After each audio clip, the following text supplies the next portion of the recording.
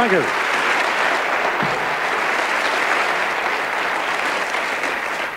You're doing that like you haven't done it before. Thank you. Good evening and welcome to the show. How are you feeling? After the Christmas?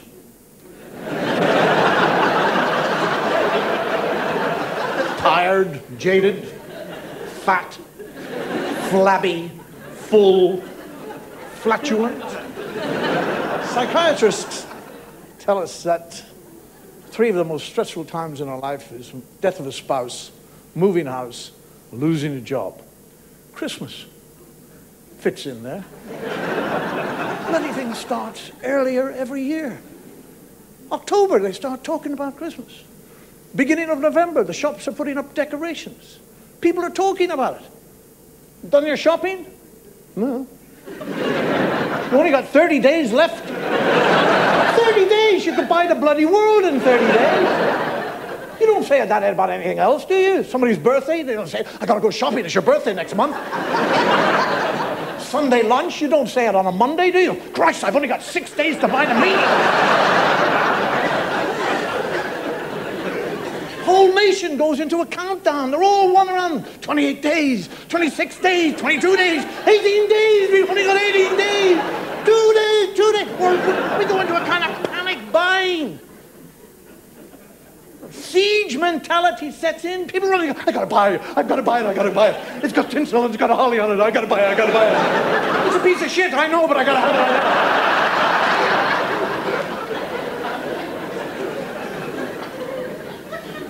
Muttering, you walk around with a list. We're all walking around with lists, muttering. I've got to get it. I've got to get it. I'm for Harry, and the son of it, and Judy's, yes, and Nelly, and oh, Aunt Sheila. Oh, Christ, I've forgotten Aunt Sheila. Oh, my God, Aunt Sheila. Oh, my God. Oh, shit, she died last year. Oh, good. I don't know why I shop. I don't know why I shop. All my kids are growing up. All my nieces and nephews are growing up. My godsons, goddaughters, they're all growing up. They don't want presents. They want money. I should do my shopping in the bank.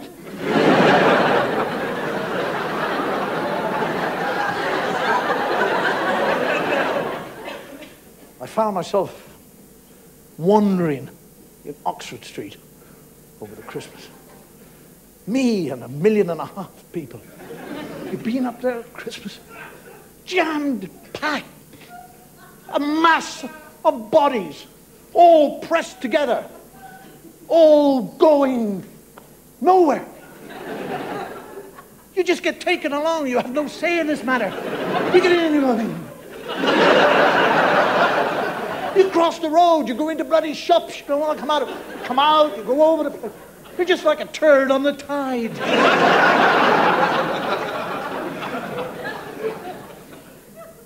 You get into a shop and there's always those announcements. Here is an announcement. They always say that before an announcement. Here is an announcement. We would like to inform customers that pickpockets are operating in the store. Shit, that's nice, isn't it? You always check, don't you? You hear that? Pickpockets, you go. It's the pickpockets that are making the announcements. They know where your wallet is.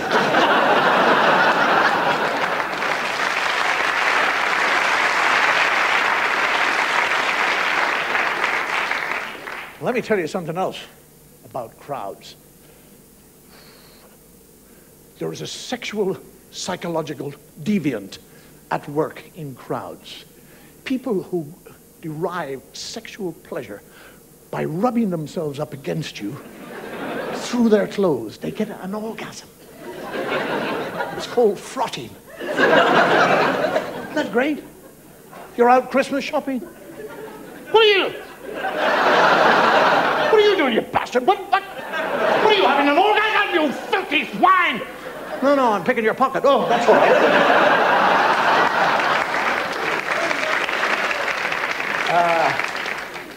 The miracle of Christmas.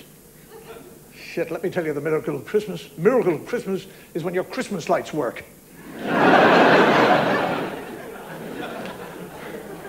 I'll tell you another miracle of Christmas, when it doesn't snow. That's a miracle. People always think snow is romantic, little robins hopping around. It's a piece of crap.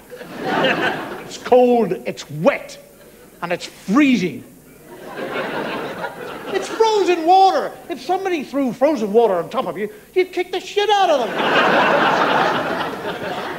And it's dangerous. Slip on it, slide on it, cars skid. You walk down the road cautiously. Oh, yes. Ooh. Yes, yes. For the older generation, it's totally treacherous. You're walking down and zoom, the geriatric goes by on a zipper frame.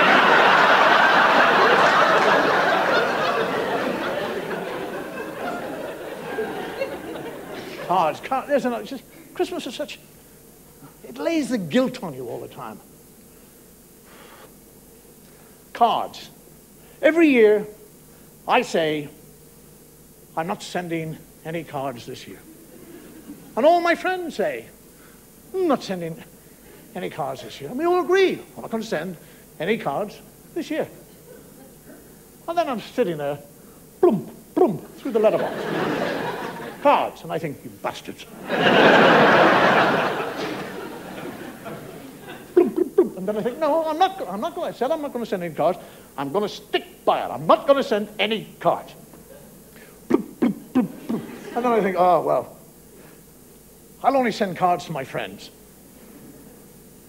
And then I think, well, if people don't get cards from me, they'll think I'm not their friend. So I think, oh, well, I'd better buy some cards. And then I think, what sort of cards shall I buy? I better buy charity cards. Then I get guilty about that. Which ones should I buy? Should I buy for the lame, crippled, the deaf, the old, the aged, the starving, the dogs, cats, donkeys? I buy them all. If I have hundreds of cards, I send hundreds of cards to people I don't even know. I go to the post office with my sack of cards. So does everybody else. Post offices. There's another. Jeez. That queue. It's not just a queue. It's a meandering, wandering body of people. I go in there and I think, where have I seen these people before? And I remember, it's Oxford Street. Post office, you can go in there as a young man, and by the time you get served, you can pick up your old age pension. And you wander, I kind of wander, and you get to the point where I'm near. I'm only 3 off. Then it's 2, and I'm getting all excited. 1, I'm nearly there. And just as I step up, this little old lady comes from nowhere. Let me tell you, little old ladies are crafty. Hello, young man. I wonder if you'd mind off, Lucy. I'm 89 years of age. And my womb has dropped twice.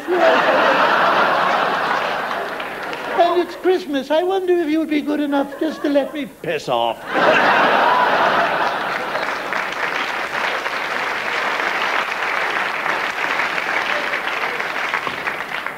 Church bells. The only day I get to lie in is Sunday. Church bells ring, so they get me all the year. Now it's Christmas, those bloody things are banging all the time. They're there to actually inform people the service is about to start. I think where I live, they're all dead. The bells just go on forever. Now, I don't mind bells, but what I don't like is what happens when bells bell. Because I have a next-door neighbor who has a basset hound. Now, this bastard would bark at a falling leaf. You ever listen to a basset bark? They don't bark. They bark like they're hollow. Bong,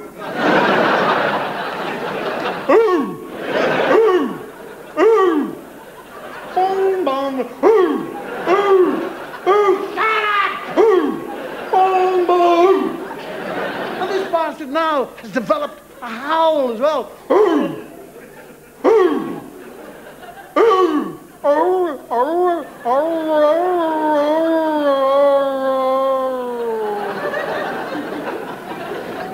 Now, okay, Okay, so that's the Basset, so I can take that.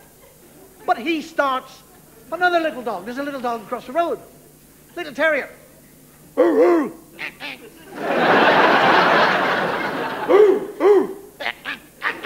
he's and then another one.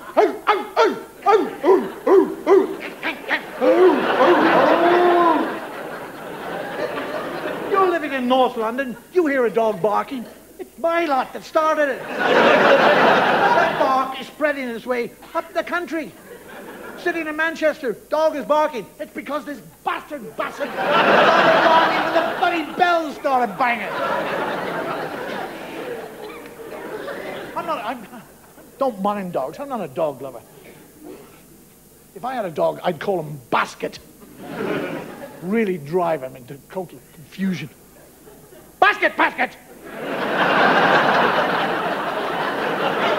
Walk, Basket! Basket, walk! Basket, sit, heel, beef, Basket!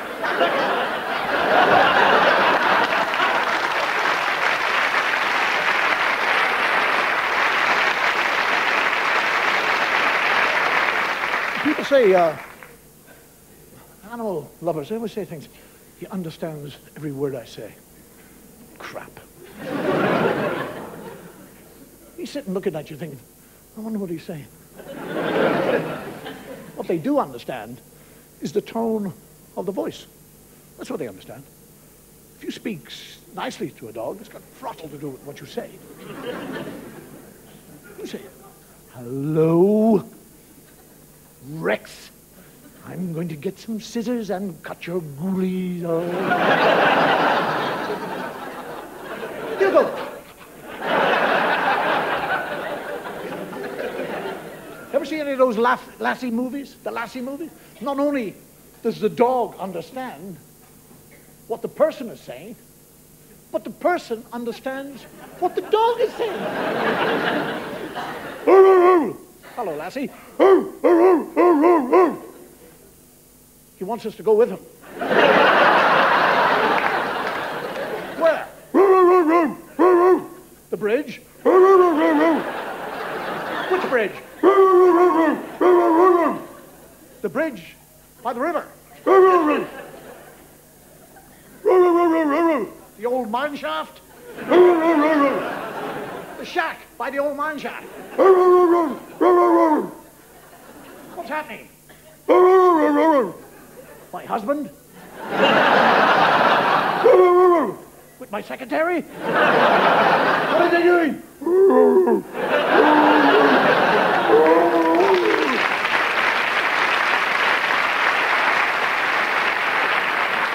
Kind of stupid presents. The big present this year, I noticed, was those magic eye books, where you have pictures made up of dots, spots.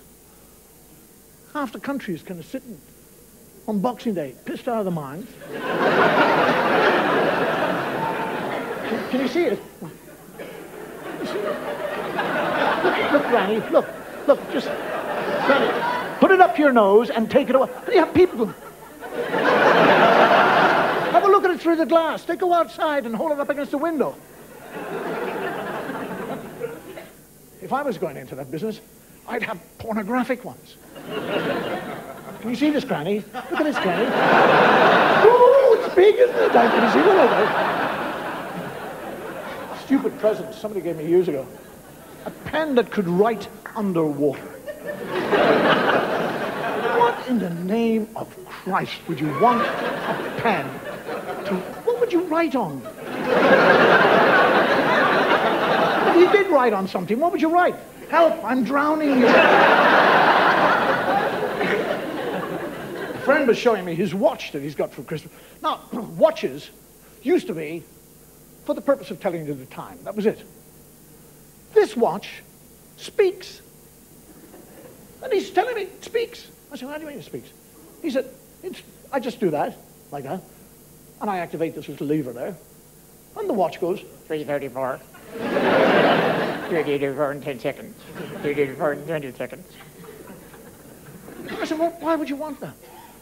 Well, he said, it just saves time. What do you mean you save time? He said, I don't have to do that. I can just walk down the road. Got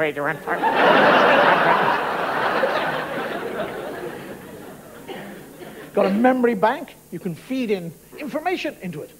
And if you're worried about other people getting through to this information, you can make it secure. You make your watch secure. You give it a password that only you and the watch knows. Can you imagine getting pissed, not remembering the password? What time is it? I don't know.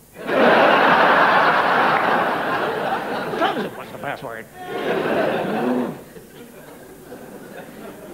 It can tell 29 time zones throughout the world. He's proud of this. I can tell the time throughout the world. I can tell you the time in Sydney, Tokyo, San Francisco, Mexico. Why? I live in London. I don't want to know what time it is in Mexico. Can you imagine walking down the road and somebody says, what time is it? Mexican time or is it Japanese? Piss off, you prick.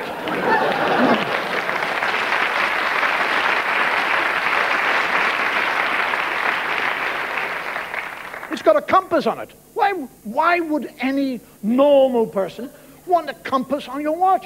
You're walking up the road going, north by northwest, yes. It can tell you your blood pressure, your calorie count. Stopwatch. What normal person wants a stopwatch? What are you going to do? Run up the stairs and go, that took me 12 seconds. I'm just going to get out of bed now. 3 seconds. Just going to start shaving. 2 minutes and 40 seconds. Making love? Can you just time yourself just to see how long you take? Don't start making love now.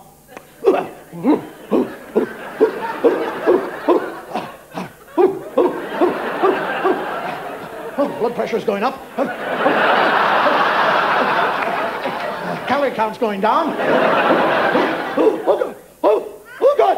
Oh, yes. Yes. Yes. Yes. Yes. Yeah. 11.7 seconds.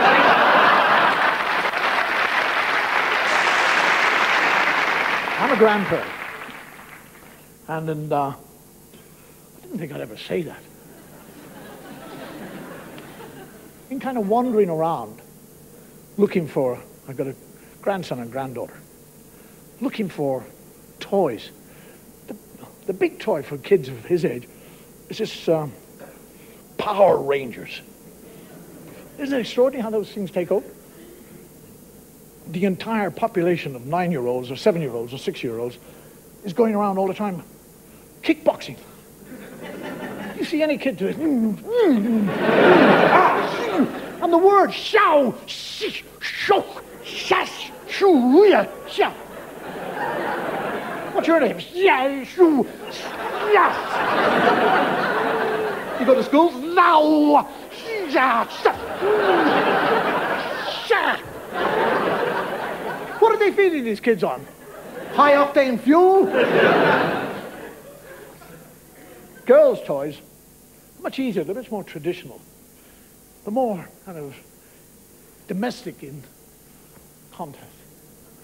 They're kind of vacuum cleaners, ironing boards, and washing machines. I think it would be actually great if you could make those toys a bit more efficient. Yeah, just tell the kid to go and play, and he could clean up the house for you. Action Man. He's come back in. He's popular again. Have you seen him? That expression on his face? It's like he hasn't had a shit for a year.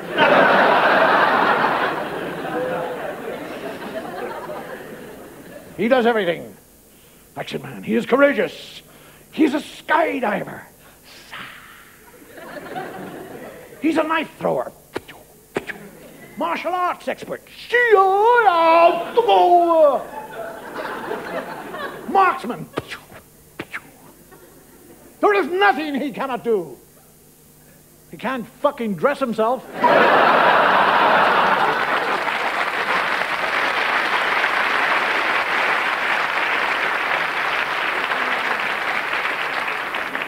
I asked this lady, I said, why do kids like this thing?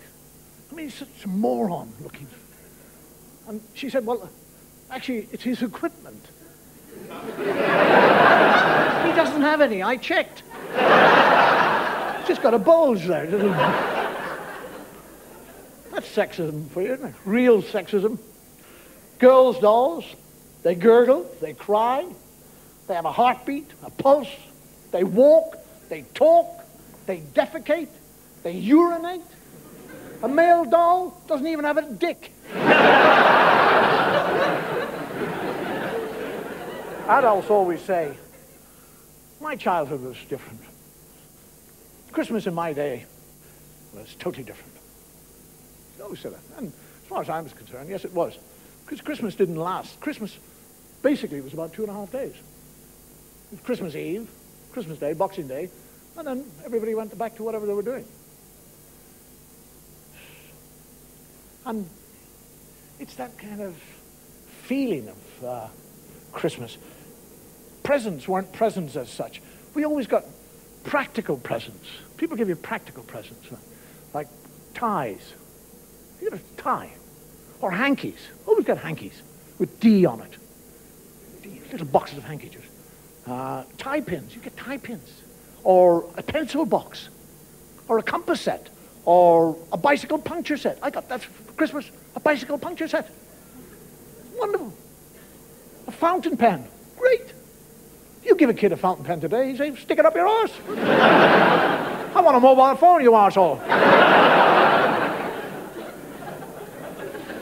And we used to have, I don't know, I think they've gone out, those indoor fireworks. Remember indoor fireworks?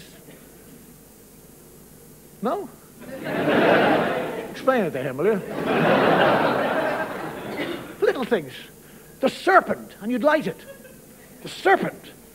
And you light it, and it would go, dog turd. They looked exactly like a dog turd. Mount Vesuvius. Dog turd.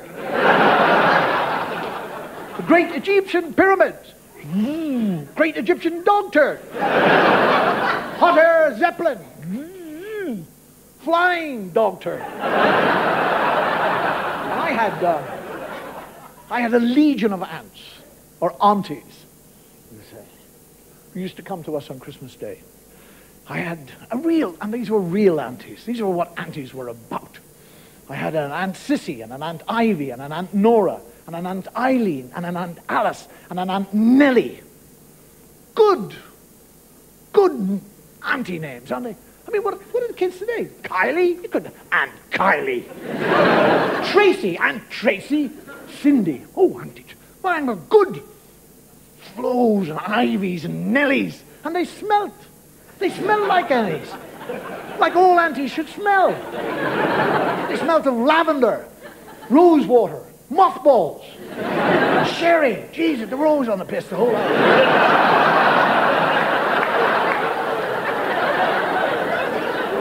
I think all these aunties of mine, they actually had an agreement with the Irish Wool Marketing Board. Because any present they gave you, they knitted.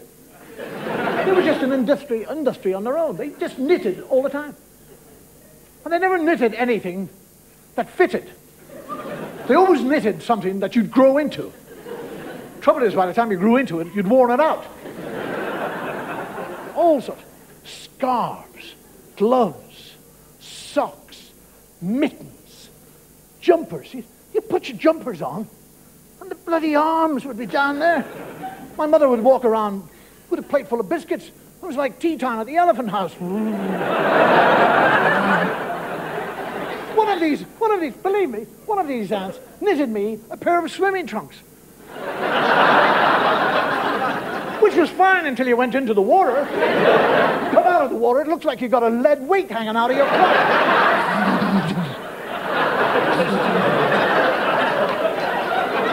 I'm thinking, I hope I grow into this.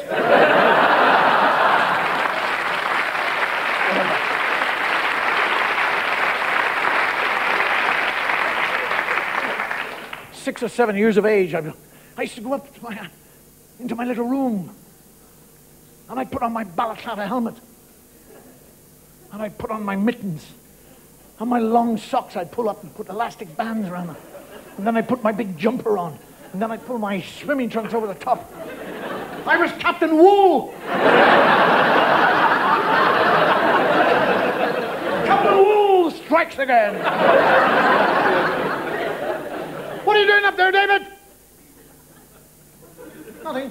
You're doing something! Whatever it is you're doing, don't do it! Go to bed! Captain Wool. Go to bed and turn the light off. I don't want to turn the light off. Don't make me turn the light off. And don't suck your thumb. Makes all those wools sticky and sucky. Shit of life. When I was a kid, growing up, there's the family, what they call a family curfew. Did you ever go that? You have to be in by a certain time. My father would say, where are you going? I said, I'm going to a party. Where is it? I said, it's my friends. Right. What time does the party start? 7:30. 7:30, right. Okay, I want you back here at 10 o'clock. All right? 10 o'clock. What time did I say? He said 10 o'clock. And what time do I mean? 11:30? No, I don't! I said 10 o'clock, and I mean 10 o'clock. And when I say 10 o'clock, it is what is meant as 10 o'clock. It is not 1 second past 10 o'clock, or 2 minutes past 10 o'clock, or 5 minutes past 10 o'clock. It is 10 o'clock. And let me tell you something, little smart fellow. It makes no difference. If you come in after 10 o'clock, you're in trouble. If it's 3 o'clock or 10 o'clock, you're still in the same amount of trouble, okay? Okay. Okay, go and have a good time. And I'm at the party, and I say to somebody, I say, what time is it? It's 11:15, and I go, oh, shit! Oh, Christ, I'm in murder. Oh, they'll murder me. Oh, well, I might as well stay till 3 o'clock. Have you ever been in that situation of coming home at 3 o'clock? Walking. You arrive at the house, and it's in darkness. And you're thinking, oh, please, God. Please, God. Oh, please, God. Let them be dead.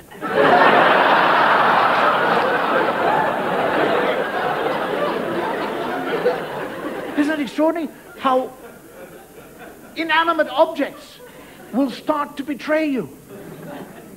You're walking on the gravel. It doesn't normally make a sound. You're walking up. The dog, I had a dog which never barked. All he did was sleep and fart. Eat. Tuppy, this best friend of mine, Tuppy. Oh, what the... Shut up, for Christ's sake! The door, which never made a sound, now...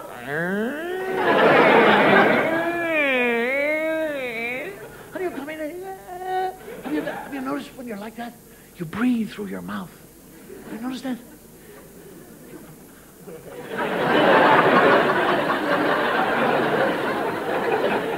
You're coming in.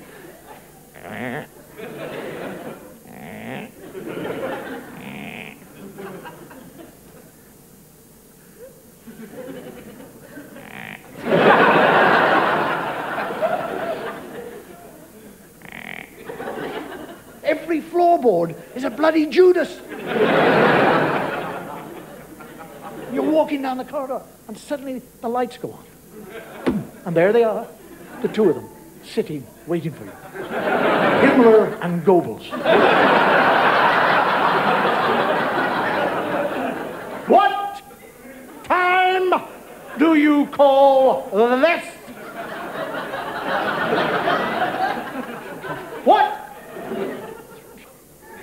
What? 3 o'clock. Is that right? It's 3 o'clock, is it?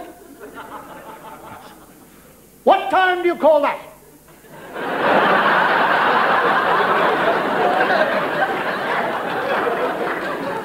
3 o'clock? I know it's 3 o'clock. Who the hell do you think you're talking to? I'm talking to you. I know you're talking to me, but who do you think I am?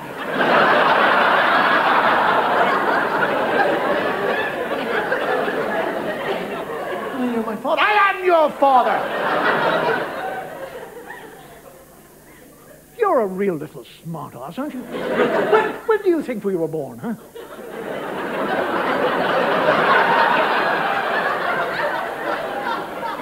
I've only been out a few hours. They don't know who they are, what time it is, or when they were born.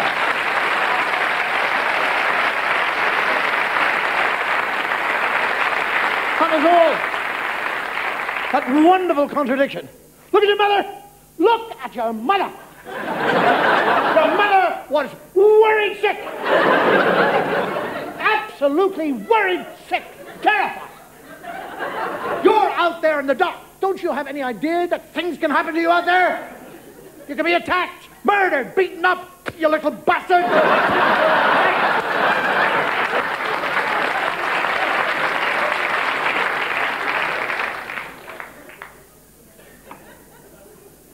It's all confusing.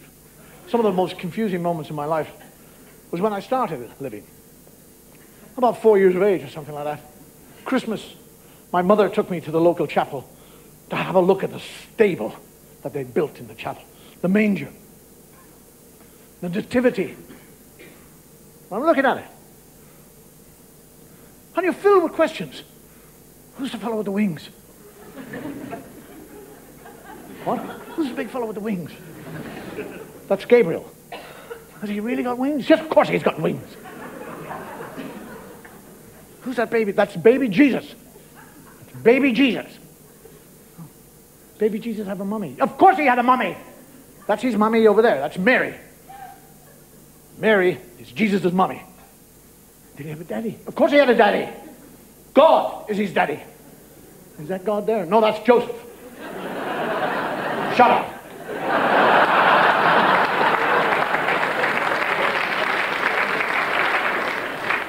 I feel very sorry for Joseph. I mean, he's a soft brain fellow, isn't he? Couldn't even book the hotel for the bloody... Couldn't even manage to do that. And she never said a word. She's such a long-suffering lady. She never said, Joseph, can't you do anything? Do I have to do everything for myself?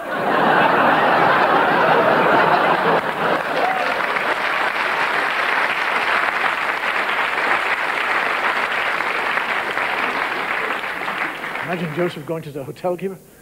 Got a room? No, I'm sorry. We don't have any rooms. We have no rooms. There's a census going on. The place is packed. The town is packed. I don't even have a cupboard. There's nothing doing at all. And Joseph said, well, look, she's pregnant. And the hotel keeper said, I know, but that's got nothing to do with me. And Joseph said, it's nothing to do with me. The hotel keeper said, look, I have a stable. Stable. Go around the back. There's a stable there. And Mary never said a word. A stable. She's going to have her child in a stable. Is there a woman in the world would do that and have something to say about it? Look at this place. It's dirty, damp, cold. It's a stable. There's horse shit on the ground. Cow shit, sheep shit, chicken shit. It's a shit house. She didn't say any of that. She just had a baby. And then all hell broke loose. Christ, the sky lit up. Shooting stars. Angels of every shape, size, wandering around. Gabriel with his horn. Harps, bells, celestial choirs. What about those poor bastards in the hotel who booked in?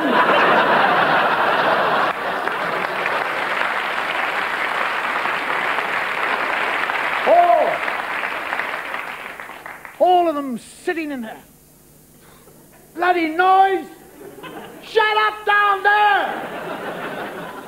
The animals all joined in.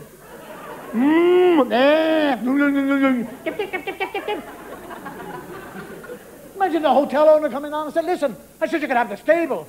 I didn't say you could party all night. And the shepherd's dog running up to Joseph and going, what?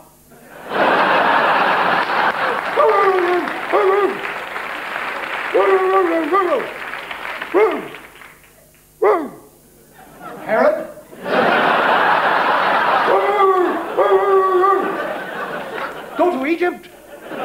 Immediately. We've got to go to Egypt. Why? The dog said so.